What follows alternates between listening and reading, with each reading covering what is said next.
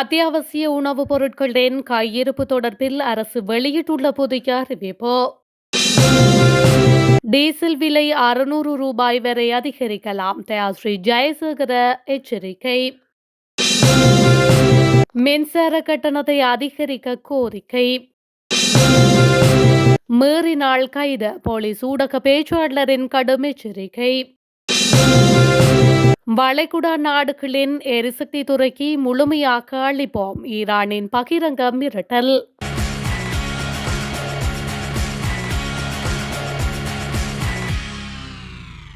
இலங்கையில் டீசல் விலை 1 லிட்டருக்கு 550 முதல் 600 ரூபாய் வரை அதிகரிக்கக்கூடும் என எதிர்க்கட்சி நாடாளுமன்ற உறுப்பினர் தயாஸ்ரீ ஜெயசேகர எச்சரிக்கை விடுத்துள்ளார். ஏப்ரல் மாதம் வரவிருக்கும் எரிபொருள் கப்பலின் விலையை அடிப்படையாக கொண்டு அவர் இந்த தகவலை வெளியிட்டுள்ளார். எதிர்வரும் ஏப்ரல் மாதம் 7ஆம் தேதி இலங்கைக்கு வரவுள்ள டீசல் கப்பலின் விலை மிக அதிகமாக இருக்கும் என எதிர்பார்க்கப்படுவதாகவும் இதன் காரணமாக உள்ளூர் சந்தையில் டீசல் விலை தவிர்க்க முடியாதபடி பெரும் உயர்வை சந்திக்கும் என்றும் அவர் தெரிவித்துள்ளார். தற்போதைய எரிபொருள் தட்டுப்பாடு மற்றும் மீண்டும் வரிசைகள் உருவாக்கியுள்ளமைக்கு அரசாங்கத்தின் முறையற்ற நிர்வாகமே காரணம் என அவர் குற்றம் சுமத்தியுள்ளார். எரிபொருள் கொள்வனவுக்கான நடவடிக்கைகளை உரிய காலத்திலும் முறையான திட்டமிடலுடனும் முன்னெடுக்க அரசாங்கம் தவறியுள்ளமையே இந்த நெருக்கடிக்கு வழிவகுத்துள்ளதாக தயாஸ்ரீ ஜெயசேகர மேலும் சுட்டிக்காட்டியுள்ளார். பண்டிகை காலத்திற்கு தேவையான அத்தியாவசிய உணவுப் பொருட்கள் ஏற்கனவே விண்ணப்பம் செய்யப்பட்டுள்ளதாக அத்தியாவசிய உணவு இறக்குமதியாளர்கள் சங்கத்தின் ஊடக பேச்சாளரான நிகால் செனவிரத்ன தெரிவித்துள்ளார். அந்த விண்ணப்பங்களில் தாமதம் ஏற்பட்டால் அன்றி உணவு பற்றாக்குறை ஏற்படாது என அவர் குறிப்பிட்டுள்ளார். அதற்கமைய பொருட்களுக்கு பற்றாக்குறை ஏற்பட்டுவிடும் என்ற அச்சத்தில் கடைக்காரர்களும் மொத்த வியாபாரிகளும் தேவையற்ற முறையில் பொருட்களை சேமித்து வைக்க தேவையில்லை என அவர் கேட்டுக் கொண்டுள்ளார். எனவே மொத்த வியாபாரிகள், குறிப்பாக கொழும்புக்கு வெளியே உள்ளவர்கள் அத்தியாவசிய பொருட்களை சேமித்து வைக்க தேவையில்லை என அவர் சுட்டிக்காட்டியுள்ளார். மத்திய கிழக்கில் நிலவும் போர் சூழல் காரணமாக கப்பல் போக்குவரத்து மற்றும் காப்பீட்டு செலவுகள் அதிகரித்துள்ளதால் அத்தியாவசிய உணவுப் பொருட்களின் விலைகளில் உயர்வு இருக்கும் என்றும் அவர் மேலும் தெரிவித்துள்ளார். 2026ஆம் ஆண்டின் 2ஆம் காலாண்டுக்கான மின்சார கட்டணத்தை 13.56% அதிகரிக்குமாறு இலங்கை மின்சார சபை இலங்கை பொது பயன்பாடுகள் ஆணைக்குழுவிடம் உத்தியோகபூர்வமாக கோரிக்கை விடுத்துள்ளது. இக்காலப்பகுதியில் எதிர்பார்க்கப்படும் 15.8 பில்லியன் ரூபாய் வருமான பற்றாக்குறையை ஈடுகட்டுவதற்காகவே இந்த உயர்வு கோரப்பட்டுள்ளது. மின்சார சட்டத்தின் விதிகளுக்கு அமைய கடந்த பிப்ரவரி மாதம் சமர்ப்பிக்கப்பட்ட இந்த முன்மொழிவு தற்பொழுது ஆணைக்குழு விரிவான ஆய்வில் உள்ளது. மின்சார சபையின் கணிப்பின்படி 2ஆம் காலாண்டுக்கான மொத்த செலவு 136.5 பில்லியன் ரூபாயாகும். எனினும் தற்போதைய கட்டண விகிதங்களின் கீழ் மின் விற்பனை மூலம் எதிர்பார்க்கப்படும் வருமானம் 116.9 பில்லியன் ரூபாய் மட்டுமே. இந்த பாரிய நிதி இடைவெளியை நிரப்பவே அனைத்து நுகர்வோர் பிரிவினருக்கும் சமமான முறையில் 13.56% கட்டண உயர்வை நடைமுறைப்படுத்த பரிந்துரைக்கப்பட்டுள்ளமை குறிப்பிடத்தக்கது. அடுத்த வாரத்திலிருந்து எந்தவிதமான பிரச்சினைகளுமின்றி QR முறை மூலம் பெட்ரோல் பெற்றுக்கொள்ளக்கூடியதாக இருக்க முடியும் என தெரிவிக்கப்படுகின்றது. இந்த நிலையில் எரிபொருள் நிரப்பு நிலையங்களிற்கு முன்னால் வரிசையில் நிற்கின்ற சில பேர் மோசடி நடவடிக்கைகளிலும் முரண்பாடுகளிலும் ஈடுபடுவதாக குறிப்பிடப்படுகின்றது.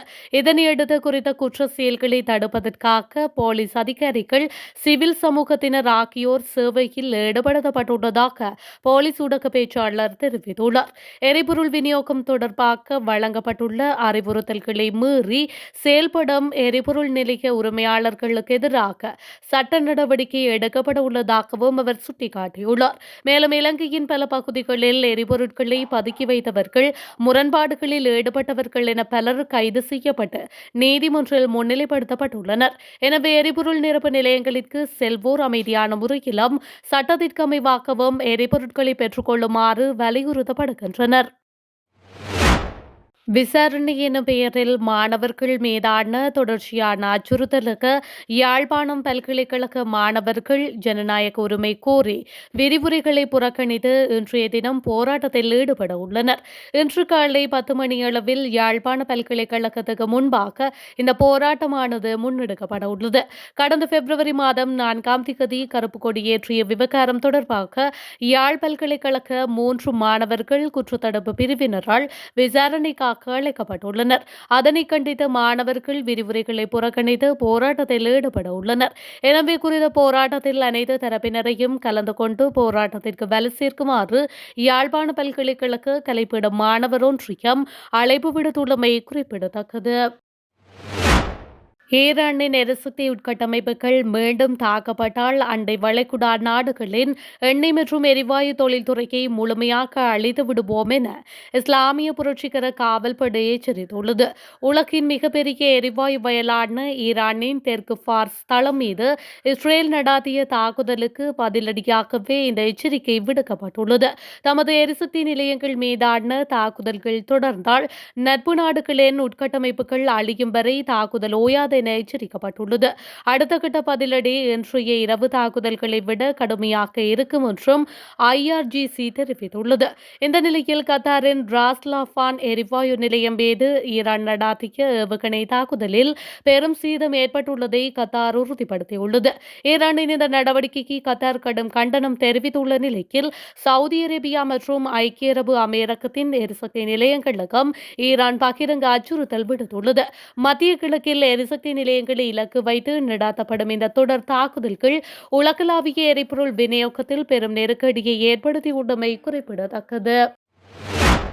தரம் குறைந்த நிலக்கரி பயன்பாடு காரணமாக நுரைச்சோலை மின் உற்பத்தி நிலையத்தின் உற்பத்தி திறன் பெருமளவு வீழ்ச்சியடைந்துள்ளதாக அண்மை காலமாக கடும் விமர்சனங்கள் எழுந்துள்ளன. இந்த நிலையில் நிலக்கரி மூலமான மின் உற்பத்தி திறன் குறைந்துள்ளதை உறுதிப்படுத்தும் விதமாக இலங்கை மத்திய வங்கி தனது தினசரி பொருளாதார தரவுகள் தொடர்பான அறிக்கையை வெளியிட்டுள்ளது.